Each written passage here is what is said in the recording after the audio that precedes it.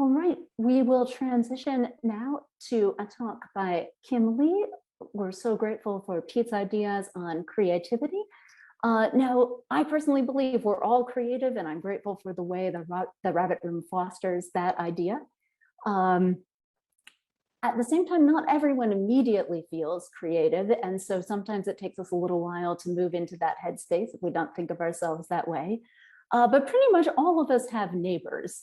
And many of us in this strange pandemic experience are wondering how to reconnect with them and feeling a little rusty on some of the skills that used to come to us as second nature. And Kim is going to share with us from her extensive experience of welcoming and connecting with people. And this goes back actually to Kim's childhood, so she's very experienced. And she also works with a nonprofit called Apartment Life that uses digital and other ways to support people in connecting with their neighbors. So she's going to draw on all that vast experience and kind of distill it for us into a very doable and approachable idea of how we can start connecting with neighbors on Zoom or in person or whatever mode is the best for you right now. And before Kim starts off, I'll just also invite you at the end. Kim is going to give us some practical questions to think through, and she and I are going to talk through them. So we'll model that on screen, but also feel free to share in the chat your answers to those questions as a way to interact. So Kim, I'll invite you to share your slides and get started as you're ready here. Thank you, Hannah. And Pete, that sounds amazing. I would have loved that conference. I don't know about you, but I have felt that talking with people again is a little awkward these days. And I'm having to go back to the building blocks that I learned as a child about building community in anywhere, whether I'm in a digital platform or in my neighborhood. I work for an organization called Apartment Life, and we build community among neighbors. So management companies actually hire us to have a team live on site and host events and welcome everybody that moves in with the goal of helping the residents get to know each other. We do a lot of the stuff that Pete did for his conference, but we do it 2 or 3 times a month. And so, by the way, I'm going to share that quilt idea, Pete. I love that. We did door deliveries and grab and goes during COVID. Our welcome visits became an email, and then we would say, if people respond, we're like, okay, so we'll drop a little welcome gift at your door. Watch for it. It's coming tonight between 5 and 7. But the thing I love is that community is built from within. It really goes back to the incarnational model that we see in Jesus. So in the session earlier this morning, Randall was talking about John 1:14 and how we see the arts in that verse. But I love how Eugene Peterson wrote the first sentence in the Message. So he said, "The word became flesh and blood and moved into the neighborhood." Jesus moved into the neighborhood. Kind of makes you think about that. And when you think about how Paul said to the Athenians that in Acts 17:26, he says, God began by making one person, and from him came all different people who live everywhere in the world. God decided exactly when and where they would live. So where we live is ordained. We're given the mission then to connect with people. And in Acts 1:8, Luke records Jesus' words as just before he ascended, that you will be my witnesses, telling people about me everywhere, in Jerusalem, so right where you live, throughout Judea, your region, in Samaria, to the people, to that neighborhood you really don't want to go, and to the ends of the earth. So I love that when we bring all those pieces together, we really see that God values our neighborhoods. But even in that, sometimes we get those muscles of caring for people, of connecting with them, kind of get atrophied. As for me, and I had this question. Like, I have a huge value of making people feel welcomed, cared for, and included, regardless of whether we're in person or in a digital environment. And I wondered, I had an existential thought that came to mind of, how did I get this way? Where did this happen? Because as a child, I was not the outgoing child. I didn't have tons of friends at school. I wasn't the person who was bringing all the friends together in my neighborhood. I was a loner. I was quite content to play by myself, and I was an only child. And and now I love connecting with people. Last night on the passion, in the poster session, was so fun to hear everybody's stories. I didn't even really care about presenting mine. I just wanted to hear how everybody was and what was going on. And I love hearing that. So how did I get that way? I realized it went all the way back to around fourth grade, when my dad, who was an associate pastor at a small Southern Baptist church in Seattle — yes, there are Southern Baptists in Seattle, those are small — it said to me, "Hey, in between Sunday school and service, if there's a family that visits with kids your age, I want you to go and say hello to them and invite them to sit with you." I did not want to do this. I was a little scared.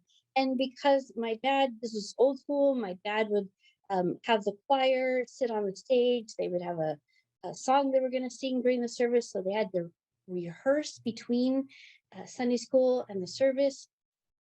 I was doing this by myself.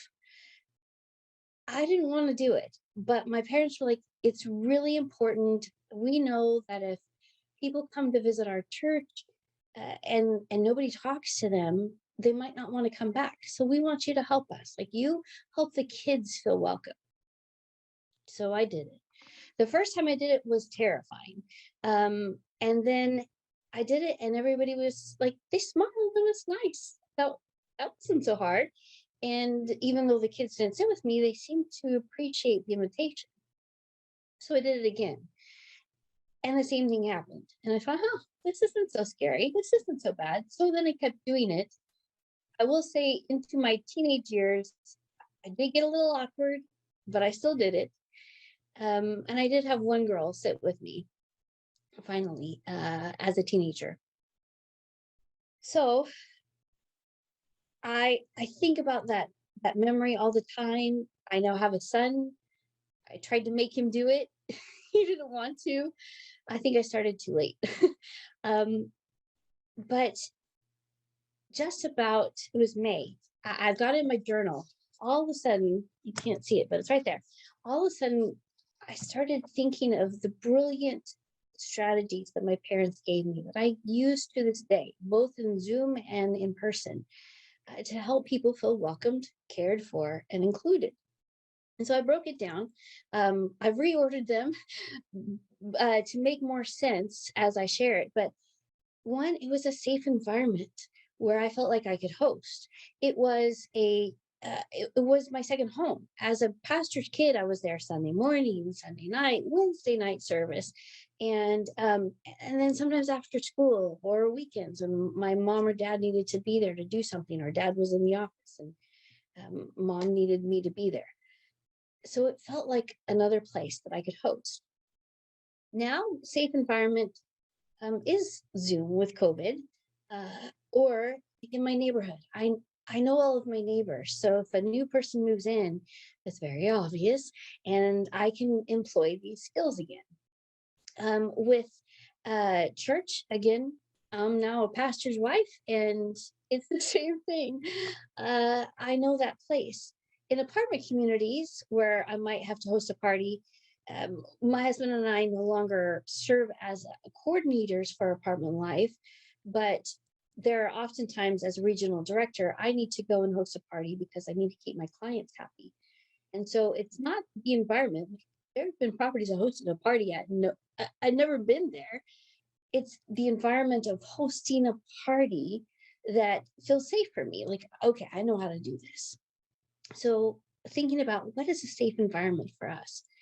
Two, I knew why it was important. It went back to, I didn't put it in that like clear terms, but they helped me understand as best they could for me being a child why it mattered that people felt comfortable.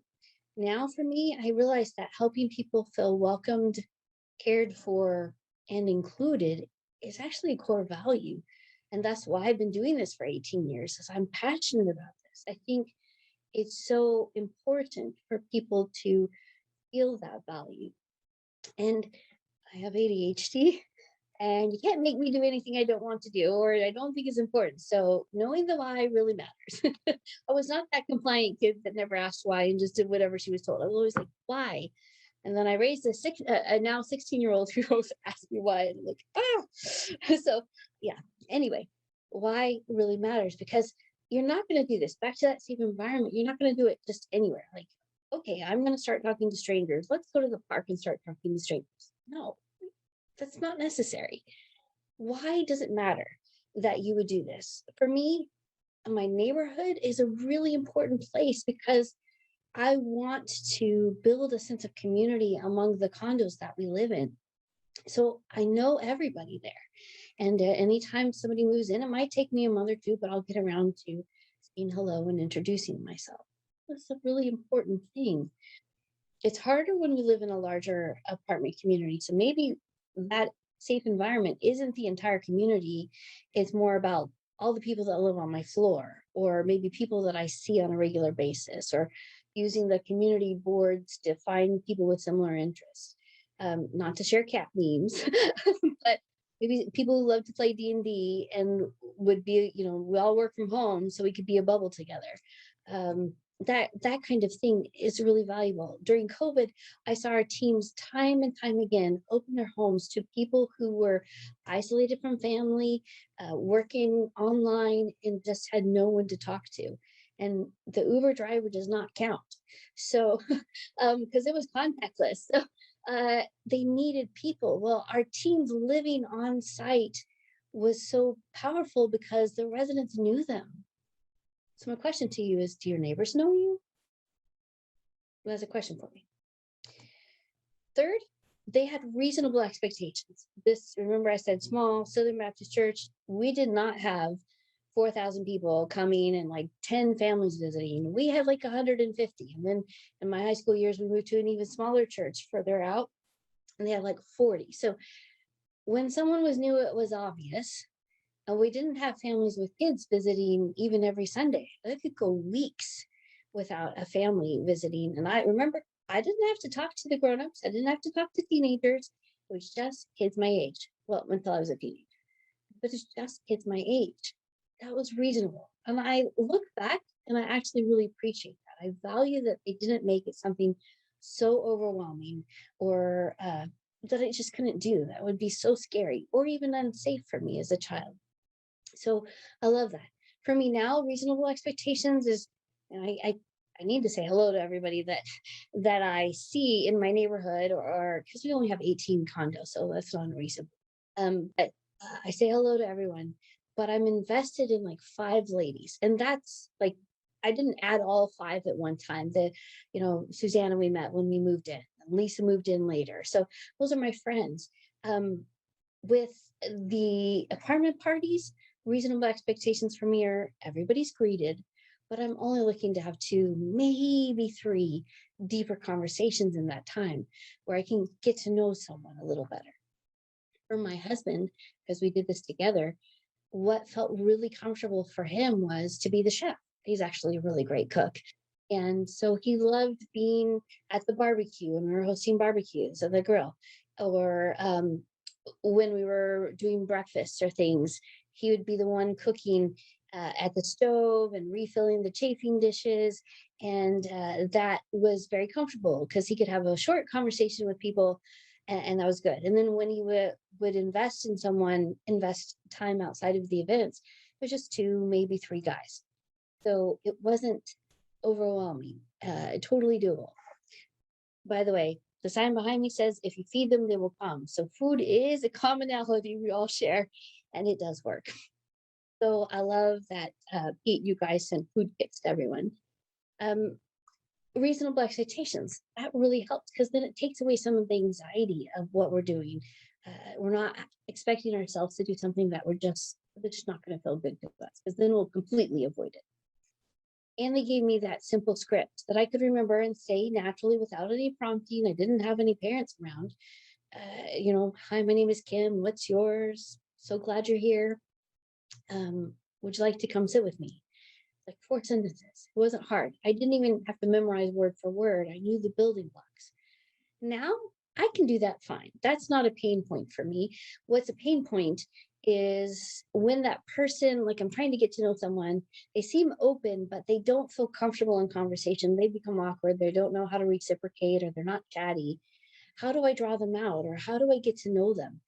So about 10 years ago, I created a question that worked so well. I kept using it. I was like, oh, this is brilliant. I and feel free to write this down. You can use it as much as you like. Maybe you have your own question, but it's this customizable. When you're not, insert whatever situation. So when you're not listening to me talk at a passion talk, what do you like to do? I love the first part because it kind of makes them chuckle a little bit. And the second part makes them smile because now they're thinking about something that they enjoy. I'm not asking them about their work, which could be wonderful or it could be really challenging, or their family or any of those things that I don't know. I'm asking them about what they like to do. And it's so fun because from there, I can ask a million questions. Because, like just yesterday at the poster talk section, I kept using that question and we were finding out all these lovely things about people.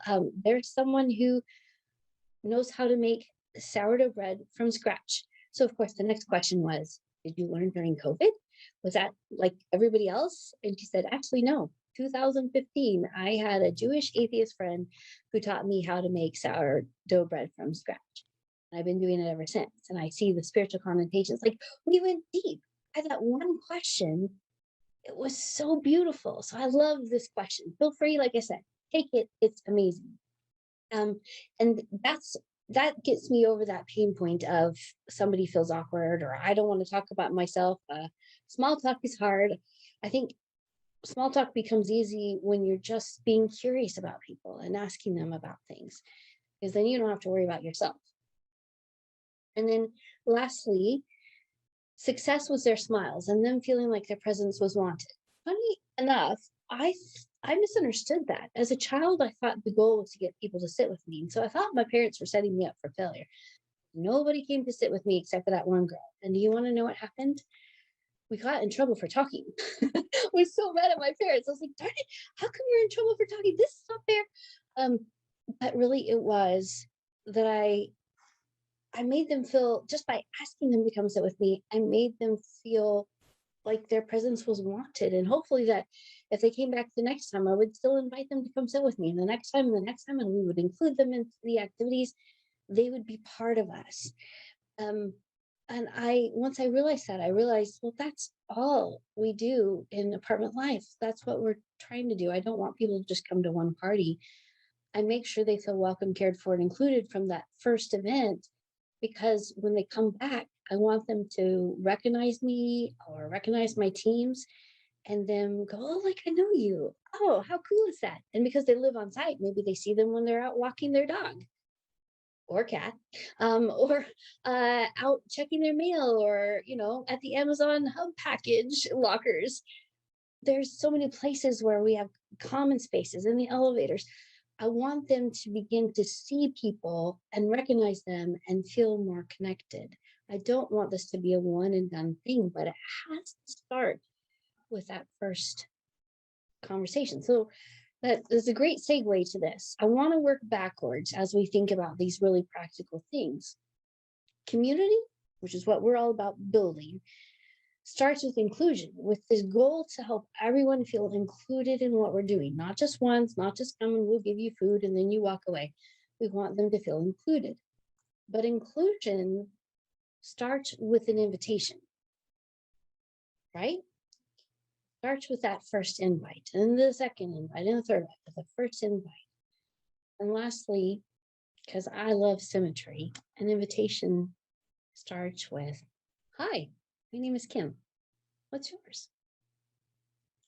So that's my very practical tips and things that I learned that I realize are the building blocks that I use in a digital environment or in person. And sometimes with my digital environments, it's finding that friend that keeps coming off Zoom in a meeting but never gets to talk. And then like sending them a private message and saying, I'd love to hear what you had to say. I want to know. Or just picking a coworker that I talk to all the time, but I don't know their story and saying, hey, when's your lunch break?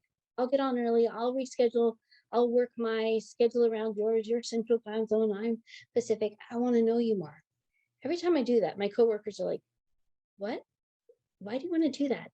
And then they're surprised. I mean, I'm in a faith-based organization. You would think we're relational, people would want that, but you get so work focused that you just don't always have that time. So I love using all of these things, inviting people into conversations. So Hannah, I don't know how much time we have.